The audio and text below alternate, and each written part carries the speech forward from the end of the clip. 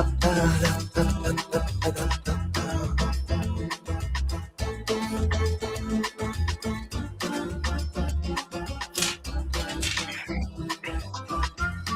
hello. It's ThursdAGE, friends. It's your weekly program all about things powered by, adjacent to the adventure game engine. Look who's here. Shadowcat, good to see you. Duke, good to see you. Tempo says, here's to Blue Rose. I concur. Hey, Jeremiah McCoy, good to see you, friend. We are there. Tempo's been hanging out in the chat since yesterday, I believe. So excited. Because we're talking about Wardens of the Blue Rose. See that little QR code? Use your camera on your phone, point it at that QR code, and abracadab, you'll be at our launch party. And what you're going to want to do, we've talked about this before, but as a reminder, sign up so you get a notification when we go live with our launch party. And you can be among the first for our May 7th launch party. But I mean, that's big news, of course, but the really big news is we have a guest with us today. I'm a big fan, and I know you are too. Here we go.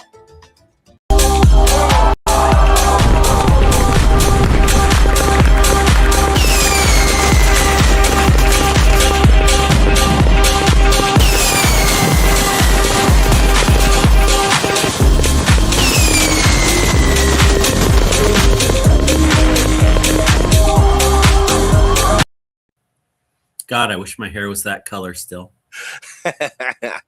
How are you doing, Malcolm Sheppard?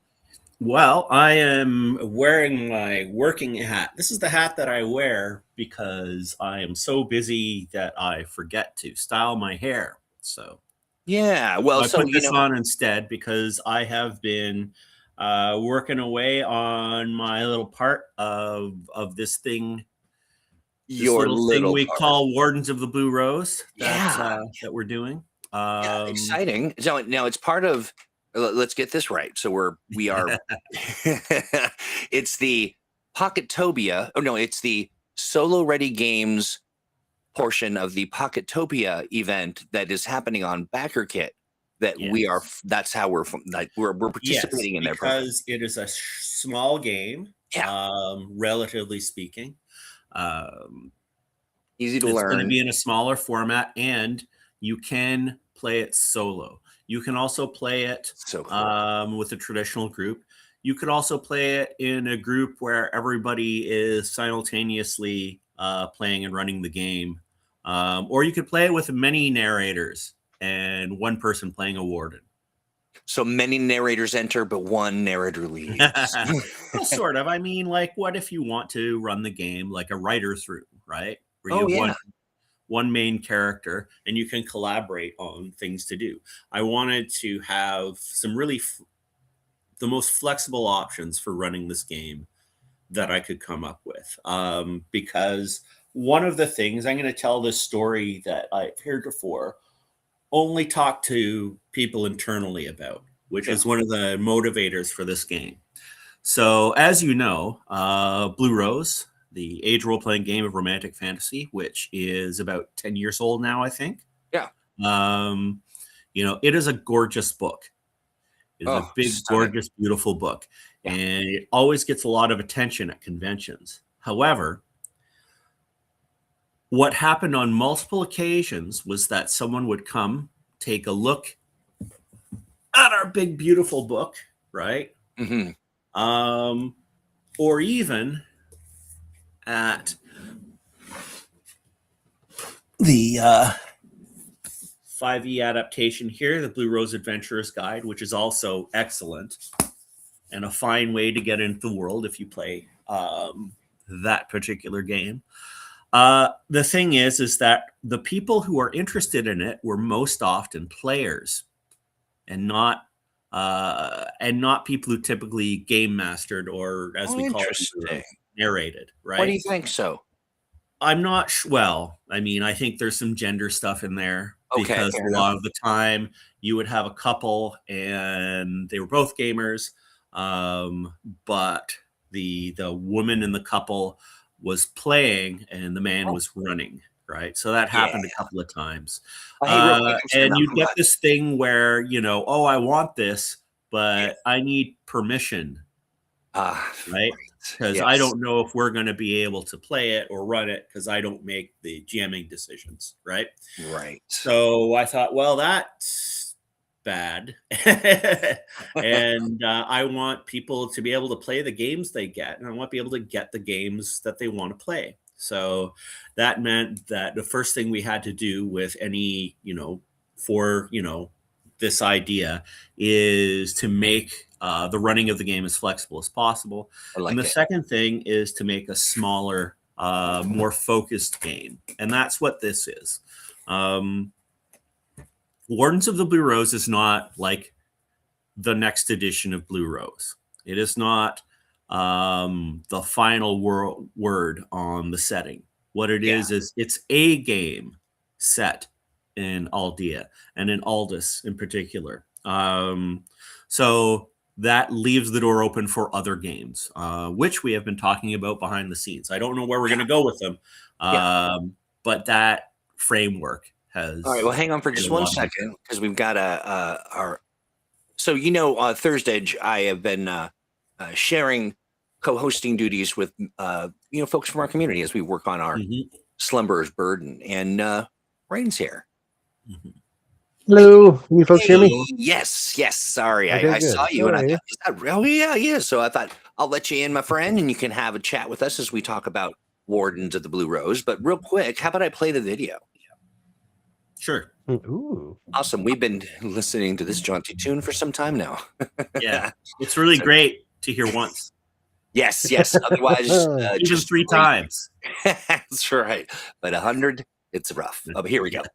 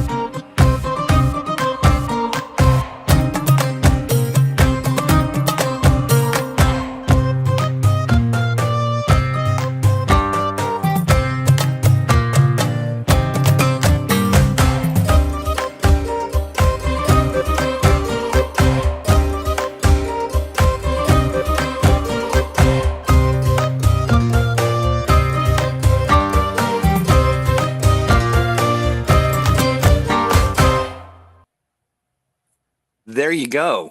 Oh, If that's only y'all lovely. could see me. I was doing a jaunty jig. Yes. Yes. So the long version of that video, Yeah. Which is why we write it, my is friend. is that in Wardens of the Blue Rose, you play Warden. And the idea is that the Warden title is something that has been revived from the Old Kingdom before it was corrupted into the Empire of Thorns. And it's recently been revived. And what Wardens are being sent out to do is to travel the length and breadth of the Commonwealth of Aldous and help people in need, figure out what's going on, and send messages back, right? So this is not blood and guts adventuring, right? You are, think of it kind of like, well, I love Star Trek, so I love a Star Trek comparison. So you're good guys. You're good guys on the road going from place to place. A Wardway is one of the traditional routes of the Old Kingdom, and they have been revived as paths for your characters to go on. And the way the game works is while you can have preset adventures, one of the integral things to this is a detailed adventure generation system. So that the idea is that, first of all, you have a big map of the Kingdom of Aldous, and that map has a ton of hexes on it. Those hexes are about 20 miles wide. And you travel along those hexes and you see if you have encountered a community or if you've encountered anything else of interest, right? And then going through the table and using the tools you want, rolling or choosing, you will generate an adventure that takes place. And that adventure can be serious or it can be a little more slice of life. I want to kind of transition the vibe of Aldous into something more like a Ghibli movie, right? I mean, there's frightening things, but there are also normal problems that people have in their communities. One of the things that Steve Kenson pointed out was that there's actually not a lot of detail about the interior of Aldous. So the way this game works is you will create Aldous for yourself as you go, right? And in the process, we will be making some adjustments to the setting that basically everyone has wanted to make for a while. To sort of update some of our politics that are embedded in the setting, and get rid of some lingering terminology and do a few other things. And most of this, isn't going to be like, oh my goodness, you've changed everything. A lot of it is going to be, this thing is now named that thing. Right. Yeah. And the approach we're kind of taking is the pseudo-academic approach is when you read about a god or a place or something or a title, right? You are theoretically reading the English translation of an Alden term. So we can always change, the best translation for that Alden term. So one of the things, for example, is we're sort of transitioning to Commonwealth from Kingdom. To get a better sense of what Aldous is. And also we want to sort of present Aldous as a place that isn't just sort of like, I don't know. There's a tendency to think of Aldous as kind of a boring place, right? Because look, we've used magic and being really conscientious to solve our problems. And now everything's fine. And if you want to deal with problems, you have to go somewhere else, right? Right. So the trick here is to make Aldous an interesting place to travel around without getting rid of the fact that it is, it does have good guys. They do good things, right? There are good folk there, right? We want this to be like actual good instead of fantasy good, where, fantasy good is typically the right king gets on the throne. Yeah. Right. And we want to kind of do a little more than that. So the idea here, and one of the things Steve pointed out, is that to a certain extent, Aldous is a post-apocalyptic civilization, right? That the Empire of Thorns was very sophisticated and they left a lot of ruins around. And, there was a terrible fight for people to free themselves. So all of these amazing things that are great and progressive about Aldous, in the way it treats gender and sexuality, in its tolerance and its acceptance of newcomers and refugees. Those are things that were fought for, right? Because before Aldous, there was a tyrannical state, right, that used all of the things like that Aldous tries to do right instead of wrong, used all of those issues to oppress people. Right. So the idea is you're going out into an environment where like there's a lot of history and a lot of things have happened, and you have a lot of idiosyncratic communities that come from all over the place, not just in Aldous itself, because people flee places like Kern and Jarzon and other places, right? Or they immigrate for various reasons, right? So the idea is that as a warden, you are a young person, and you're not just any young person. You're a well-trained young person. So you have been sent to a place called Thornreap, which is this castle where a bunch of grizzled envoys basically made you an adventure quality young person, right? In their late teens, early 20s, right? So you are competent like an adventurer, but you are a young person. So the idea is you go out, you solve these problems. Sometimes they're little problems, sometimes they're big problems, and then you send your observations back to Aldous City, where you started out from. And as you go, not only are you running into these random adventures too that you generate for yourself, but we also have something called an arc meter mechanic. And the idea is that if your story touches on a particular theme that has an arc meter to it, then we increase the arc meter, right? And when the arc meter hits certain points, then that will be introduced as sort of an overplot, right? So it's kind of like having something that is both a meta plot and also kind of random and something that you choose for yourself, right? So I like that. Real quick. So if you have a lot of contact with Jarzani spies, right, that's going to become more and more of an issue. And eventually, you know, that will reveal a villain that's worth taking care of, right? Yeah, so I love that. So it's a narrative hex crawl, young heroes, story generation, solo optional game, all in this package. And that way you can travel from place to place and battle evil, but also probably dig ditches and raise barns and fall in love, because this is Blue Rose. It's romantic fantasy. Bonds are very important. They've become more important in Sage than they were in Age, because they cover a lot more things. And I want to have some expanded systems for romance and relationships in there. I love that. I absolutely love that. And I think it's fantastic that we're doing some romantic-y stuff.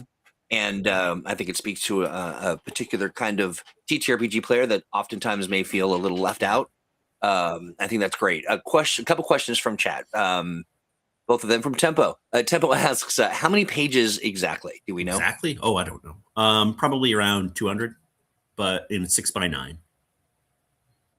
Excellent. And then asking, how are Wardens different from the envoys of the Sovereign's Finest? Because Wardens are teenagers and young adults. Right? You become an envoy typically by being recognized, although sometimes you'll get appointed, right? We've always kind of left it hazy because envoys are kind of default player characters in a lot of Blue Rose games, right? But it is a position that is earned somehow. And as a warden, you are too young to earn a position. You have been selected, right? Think of it as being seen by like a baseball scout or talent scout and being invited to go to a special school. Except that special school is kind of like living in a benign version of the danger room. So by the time you're done, like, you're a young person, but you're pretty competent. Well trained. Competent. Right. Right.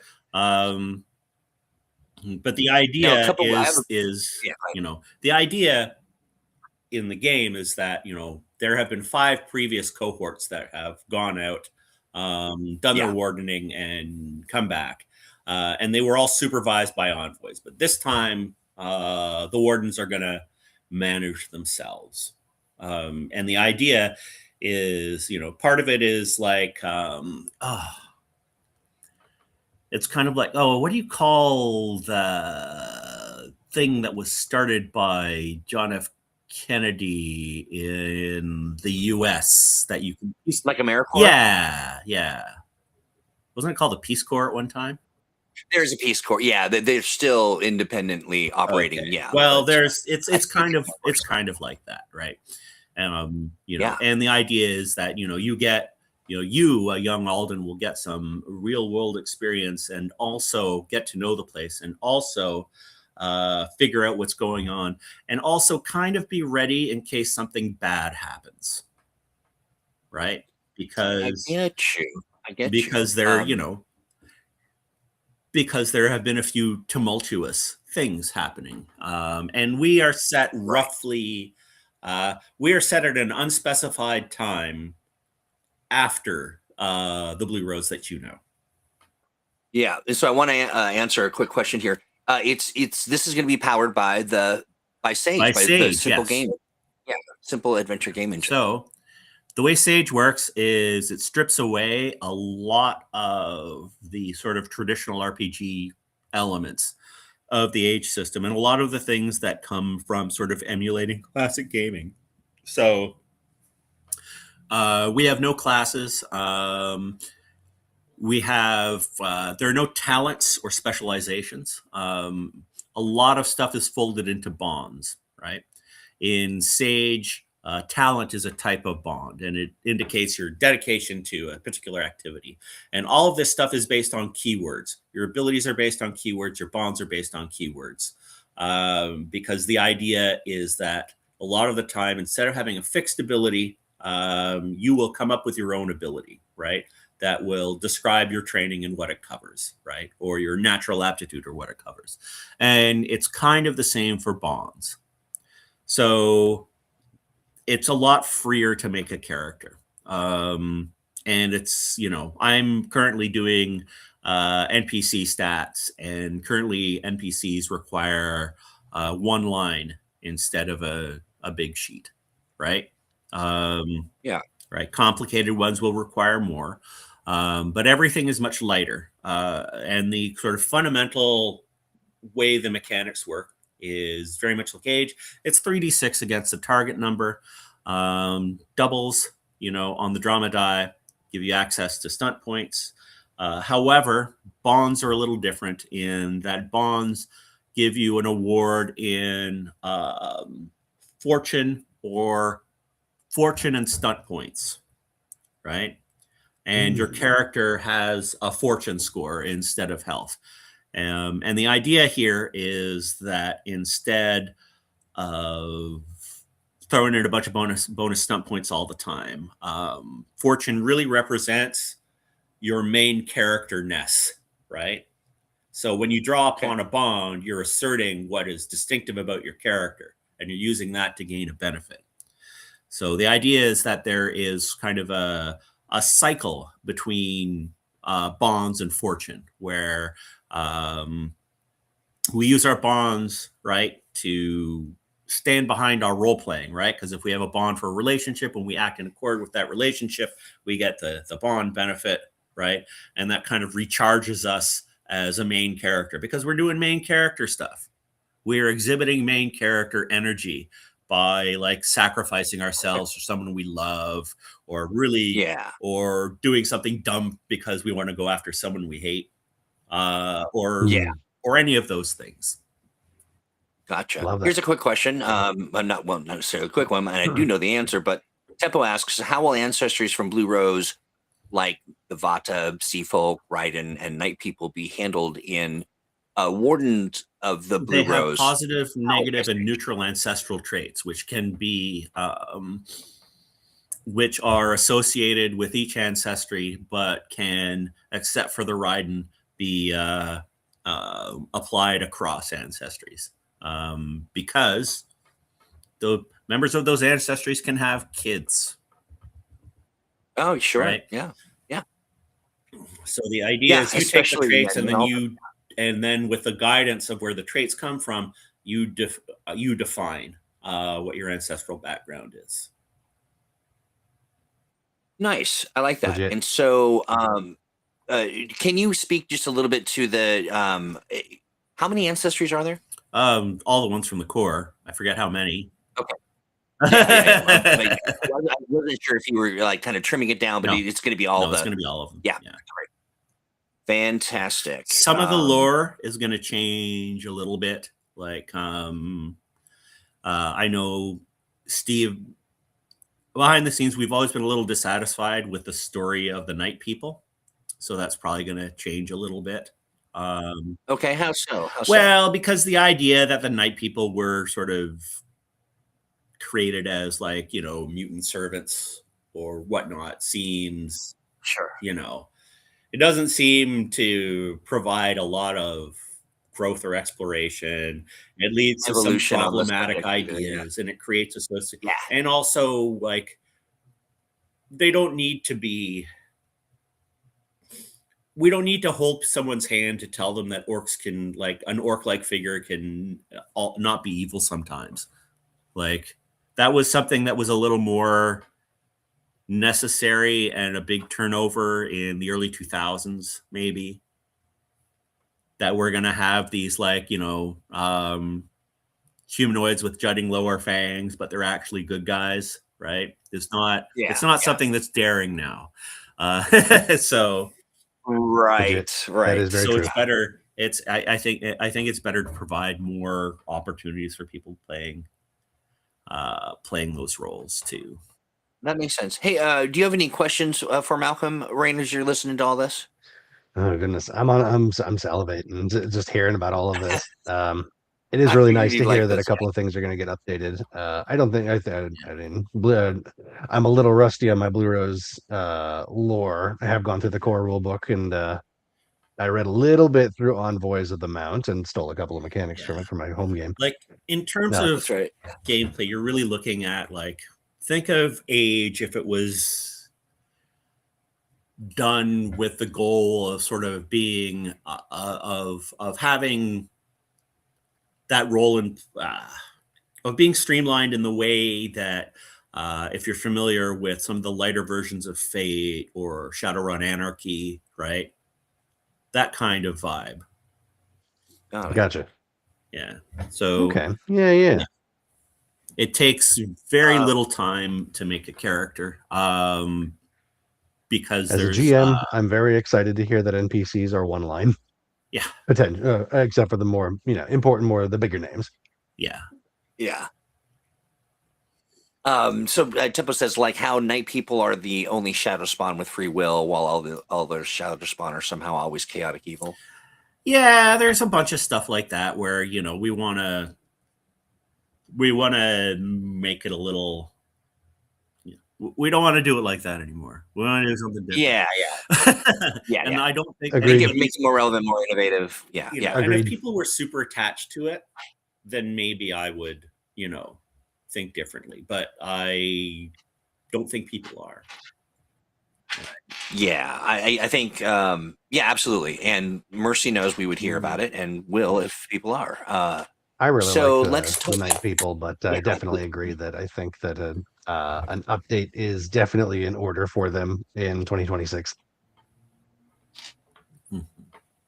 Yeah, that trope has evolved, and rightly so. And I think everybody can think of a couple of things if they know Blue Rose well that could do with a redefinition. A lot of it is really just like 90% of it is, we're using a different term for this thing that has always existed, right? Mm-hmm. To get across a bit of a different vibe. Well, I mean, it sounds to me also like making the Blue Rose setting a little more textured as it relates to sort of bad things or trouble. Yeah. Like, sadly, certainly there are a lot of inspirations around right now when it comes to looking at like dangerous, regressive social influences that take advantage of, of free speech and civic peace to undermine those very things. And I'm sure without mentioning anything specific, we can all think of individuals, government agencies, and perhaps conflicts that are flavored by that kind of thing. So, it would be a pity to leave all of those behind, right? And sometimes you have people who live in Aldous who, they struggle with Alden values, right? And that's something that we've talked about in the past, right? For example, I wrote an adventure where, which one was it? It was in Six of Swords, I think. It was like my first work for Green Ronin. But one of the subtexts is that the community the characters were in, right? The nobles kind of minding them were from somewhere else, right? And it was, and one of them was Level, who, as we know in Blue Rose, is, an individual who is non-binary or trans, right? And this particular Level was non-binary, and the Trebuchan community had trouble recognizing non-binary identity because they had very, stronger gender divisions, right? So, so we can have those conflicts. We have to approach them in a mature way where we don't ever look like, we're taking the side of the bigot, right? Right. But, we can still, it's still good to take those risks, right? However, you don't have to because you make up the story. So it's something that we can think about on a meta level, but as an individual, it's something that you can add or not as you please. And it's one of the features of this game. Like, another thing that I want to mention is that lethality is not the default lose condition in Wardens of the Blue Rose, right? Even the bad people you meet, it takes a lot for them to kill a bunch of teenagers. So, got it. Well, good. So, I mean, you can run something that's a little more PG-13, right? And certainly one of the things about SAGE, of course, which is something that we've kind of taken from more recent Age games, like Fantasy Age 2nd Edition and The Expanse and 5th Season, is having, is not having death be the kind of like the default thing that happens when you lose a conflict, right? So first of all, their conflict is just a general thing in SAGE. Like, it can be physical, it can be social, whatever, right? The main thing is that once you cannot protect yourself against the consequences of losing a conflict anymore, then you take conditions. So, and generally the means by which you are taken down determines the condition, which means the attacker or offender determines the condition, which means that a lot of the time you're going to get tied up. You're not going to get your throat slit, right? Because who wants to play a game where a bunch of hopeful teenagers go out into the, go out to perfect their utopia and just get all get executed by a backcountry cultist? Right. No, yeah. That seems to maybe that would be a great like Cthulhu Awakens Blue Rose crossover, but it's not for this game. No, I get you. Ren, I wasn't sure if you had a question. Oh no, I was just I was in the moment. I was in the fiction. I was like, oh man, no, don't care for that. Good calls all around. Yeah, it feels like the right choice. It feels like the right choice for sure.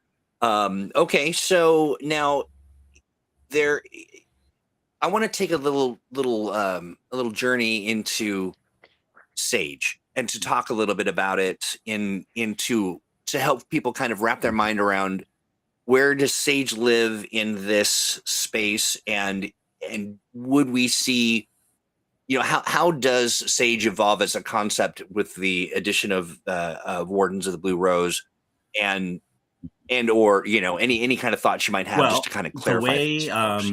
As I said, SAGE is a super streamlined, story focused version of the adventure game engine, and we are currently kind of coming up with pages to give you that detailed explanation. It was first devised by Steve Kenton. He did a prototype of it that was just 2 pages, and I liked it, and I added some things to it that perhaps detracted from the original simple beauty of its concept. But it had some fun stuff I like. So, and then I used that for Engine number 3. For those of you who don't know, Engine is the occasional magazine we put out to support Age. And so we had the SAGE issue, which had a version of the system and 4 settings that you could use and play with the system. And you can go buy that right now. You can. And so good. Check it out. You're right. But the next step was, it was quite successful. That issue of Engine was quite successful, and I had a great time, and everybody had a great time working on it. So I asked and I got permission to expand it. It's still simple. It's just that there are a lot of options and different rules for things like ancestries and powers and operating giant robots through scaling and things like that. Well, so like that was all turned into a dedicated SAGE core book, which is currently in layout. Right. And one of the critical things about that version of SAGE is that it's not, it doesn't have a specific setting, and it has very clear guidelines on how to use it to create your own setting. Right. So instead of like, you know, generic GMing advice, like maybe you should be nice to people, there is, you know, write this much about this thing if you can. Yeah. Right. Yeah. And once you have this, this, and this, you get this. And we went over this in a prior ThursdAGE, I think. Absolutely right. Yeah, we are partaking of the advice and the structure of that for the Slumber's Bird, which has been very helpful for us. What that does with Wardens is, aside from having a much lighter system to work with, it lets me look at things in the setting and just work with them directly instead of going through too many game mechanical hoops. So it's hard to describe.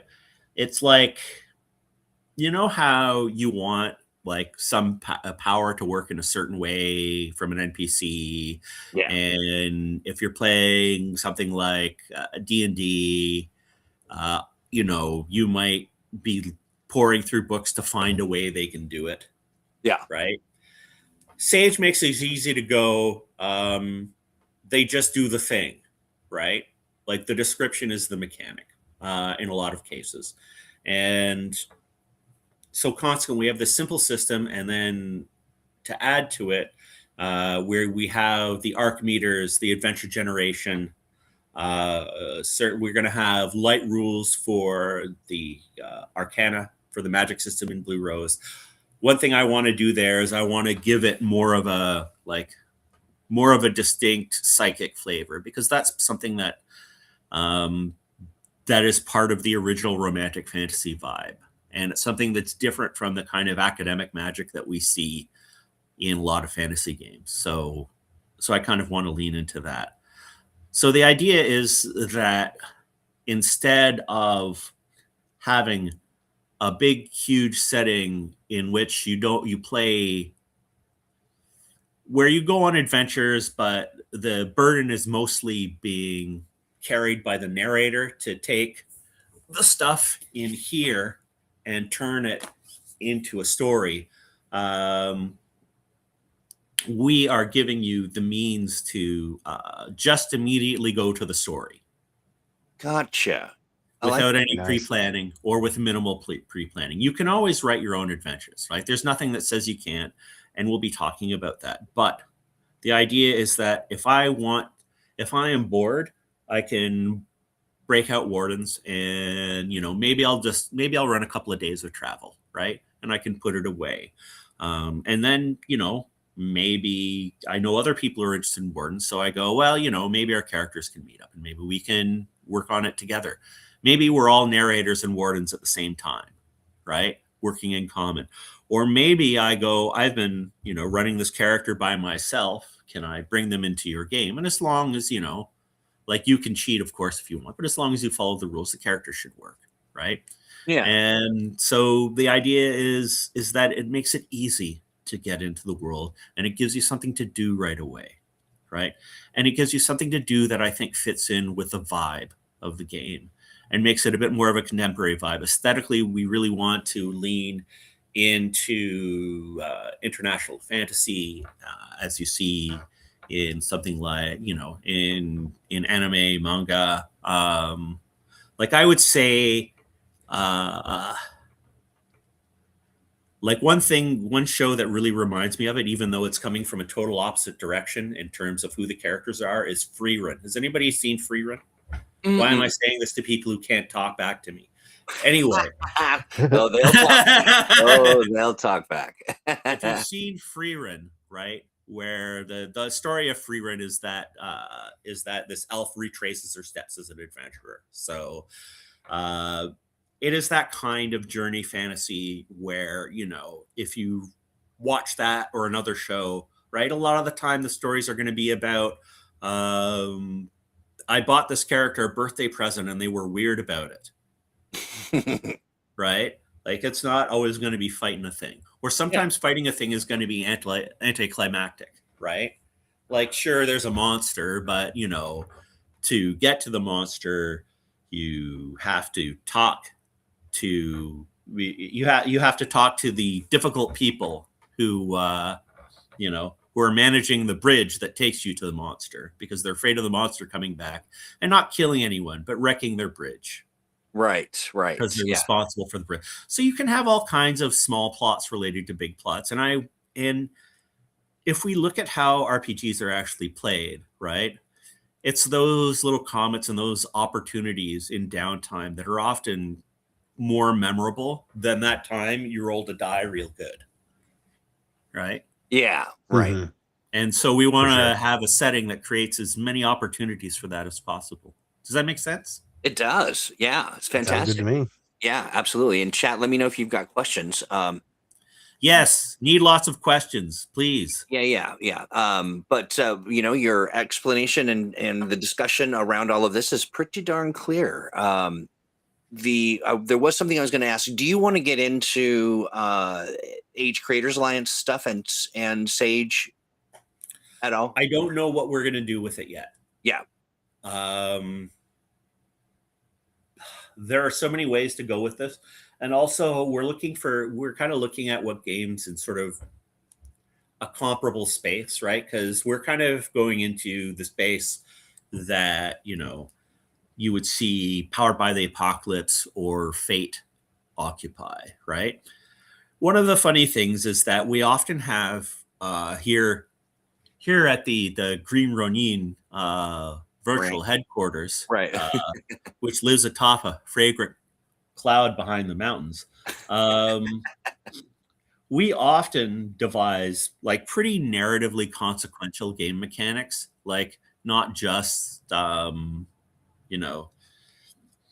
just more trad stuff, but we don't identify it, right? Like we don't go, oh, look at this cool narrative mechanic we came up with, right? And that's a lot of the Fortune is kind of like that, where we shifted over from neat points to what has become an abstract measurement of protagonism, right? And similarly with bonds, right? We never really thought of bonds as this cool role-playing meta mechanic as much as this is a way to model this thing in this game, right? Yeah. But it turns out there's tremendous potential with all of these systems, and they are in fact cool rules for arty nerds too, and not just for not just for the trad gamer nerds that we are seen to serve. Right. I like that. Yeah. Like, we don't, I find that we generally don't pat ourselves on the back enough for coming up with these cool things. So I thought, let's all combine all of these cool things. So we have, Fortune and abstract bonds in there. And a couple of other neat things that we sort of collected doing design over the year.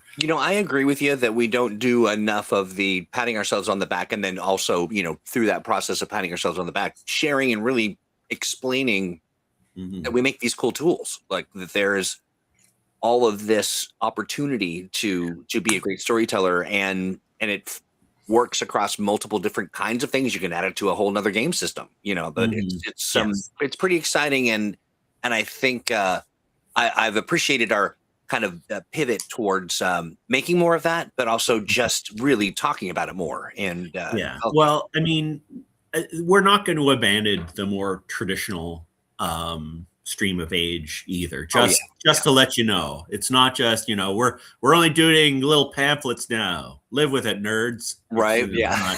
But, be grateful. For example, I actually have an idea. I actually have an idea that I want to eventually pitch for a big, more traditional game set in Aldea. Right.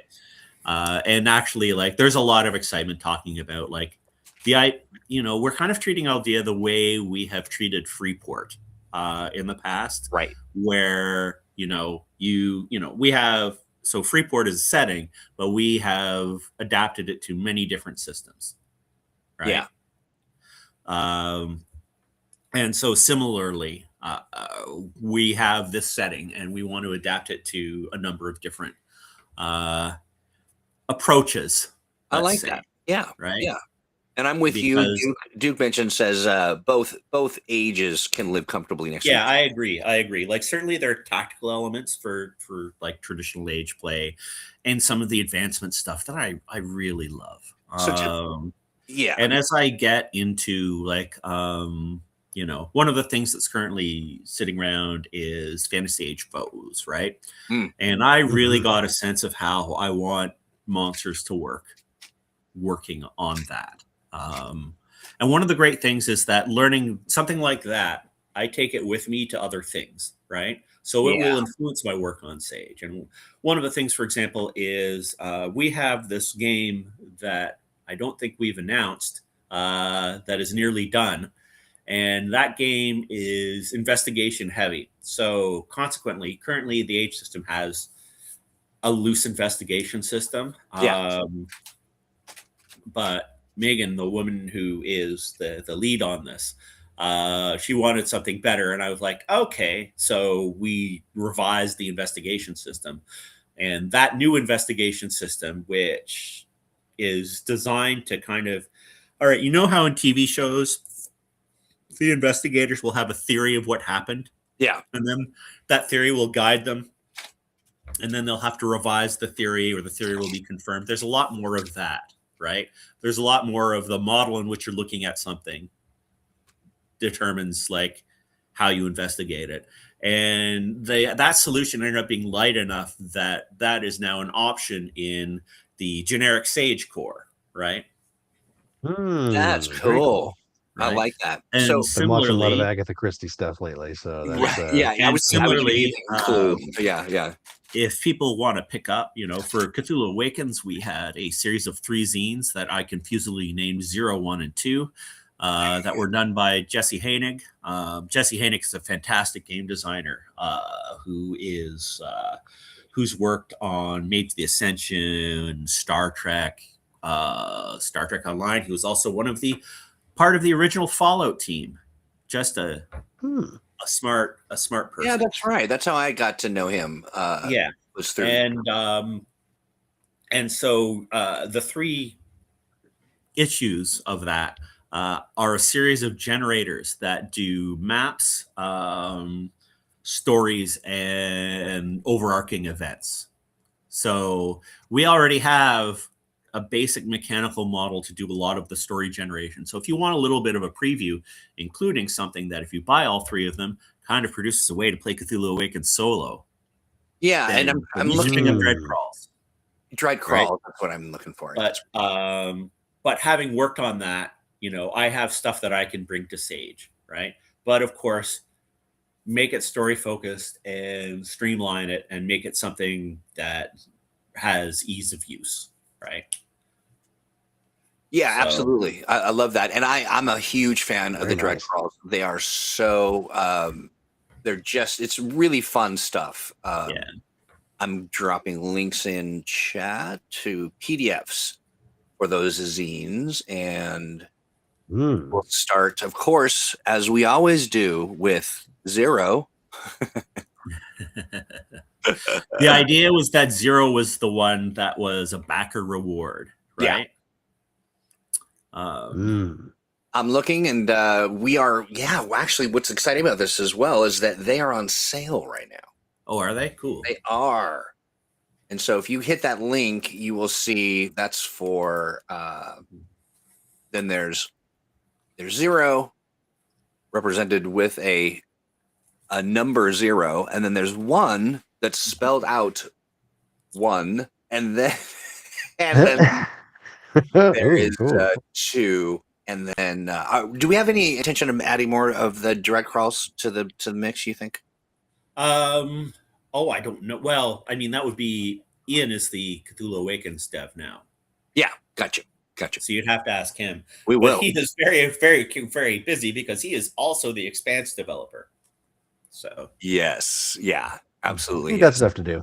Yeah, He he has lots of stuff to do. There's a question from Tempo about Tempo says, I've got an idea. Why not make all Shadow Spawn playable alongside Night People, like how their free will and humanity return to them at some point? Oh, I'm not ready to do that. The pain. I heard the pain. Well, it's always weird because, like, once you assign intelligence to cosmic evil and you make it small enough to come out in person form, then you are going to take inspirations from the actual world around you. So the question you ask yourself is, what things are you taking from the world around you that you are associating with cosmic evil? Yeah, I hear that. Right. So, Fair question. Yeah, I mean, H.P. Lovecraft is is a prime example of that because he took a lot of bad inspirations. Right? Yeah, the struggles that they. But he was also inspired by seafood, and that's okay. Yeah, I got right? you. Like yeah, we can all, really didn't like all fish. get behind evil seafood. Who doesn't like a squid? Yeah. Tempo says so about Studio Ghibli inspiring Wardens. Which specific films would you say are most influential? Well, now my brain is starting to wipe itself out. Spirited Away is a big one. Love that. Nausicaa. Yes. Yeah, Nausicaa Valley of the Winds. That was a Ghibli film, right? Yes. And Castle in the Sky. Ooh. How's the Howl's Moving Castle? Or is that a different one? Howl's Moving Castle, not so much because Castle in the Sky is a different one. Castle in the Sky is a different one. Howl's Moving Castle is great though. It's like it is one of my favorites. Mine too. Right, and it's one of my son's favorites too. Yeah, and excellent choice. Yes, but the one that The Boy and the Heron.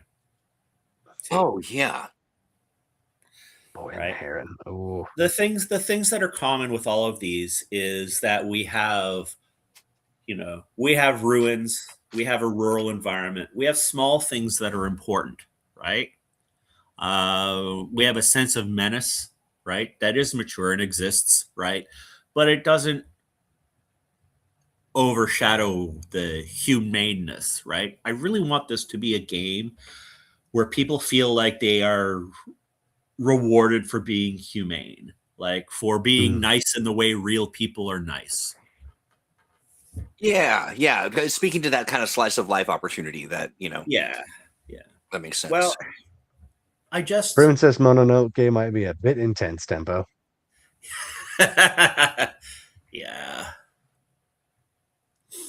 Yeah, everyone is getting murdered by giant rye wolves would be an interesting story.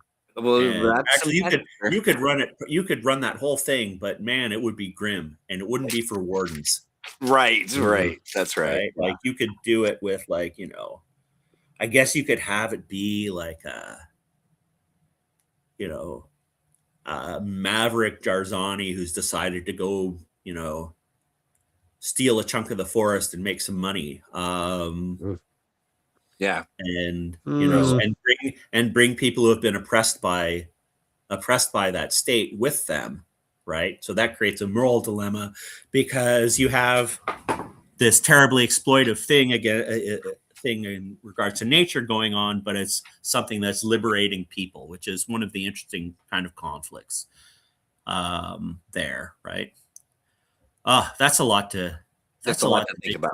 The difference, though, of course, is that you also have, in Princess Mononoke, you have a kind of unjust power structure, right? And that is, and that, of course, drives the plot because eventually, the emperor sends somebody to cut the spirit's head off so he can live forever, if I remember right. I think I remember finishing that movie and it's being like, so this all boiled down to a rich guy wanted to live forever. Which unfortunately is more often true than I'd like. Yeah, exactly. Yeah, certainly. Okay, so Someone asked Blue Rose in modern age. Indeed, you could, and I did a thing for that in what was that?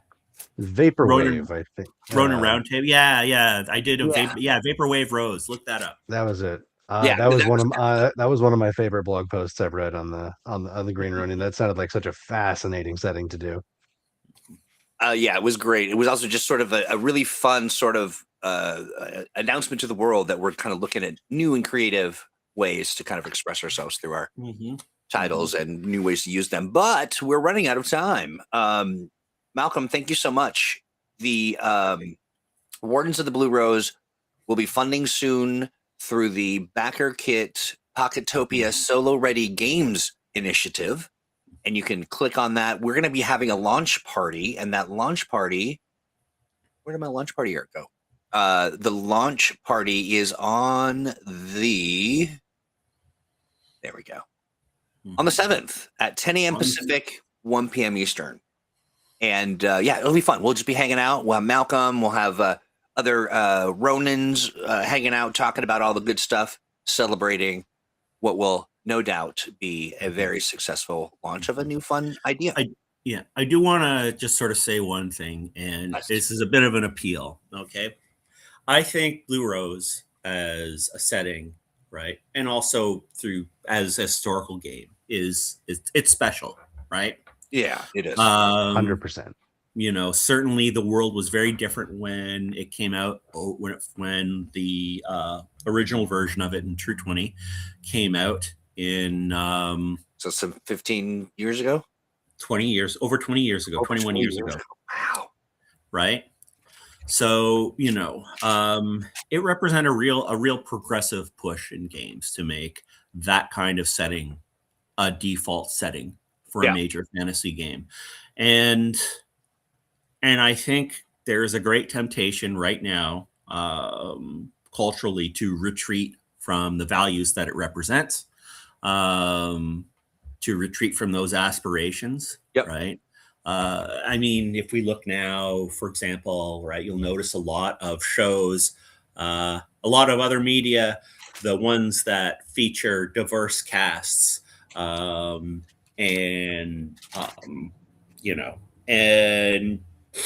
messages that I think a lot of us would agree with. We find those are getting canceled, and not necessarily, because they're performing poorly, right?